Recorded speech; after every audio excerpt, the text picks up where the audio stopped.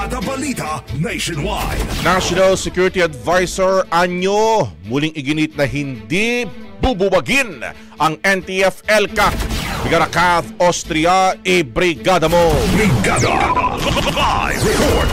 Iginiit ni National Security Advisor Secretary Eduardo Anyo na mananatiling aktibo at hindi bubuwagin ang National Task Force to End Local Communist Armed Conflict o NTF-ELCAC kasabay ng pagpupugay sa mga nakamit nitong tagumpay laban sa mga komunistang terorista sa unang bahagi ng taon.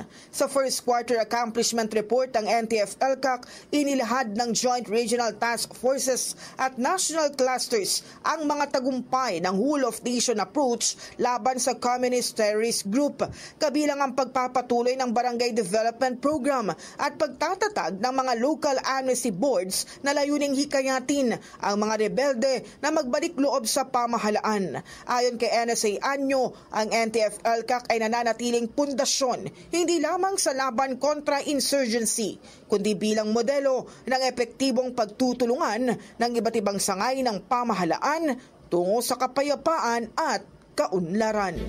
In the heart of changing lives, ako si Brigada Cath Austria ng 105.1 Brigada News sa Manila, the Music and News Authority. Brigada Balita Nationwide. Ang bahaging ito ay hatid sa atin ng Yamivit ES3 Syrup. Simulang tuparin ang pangarap ng iyong anak. And starting now,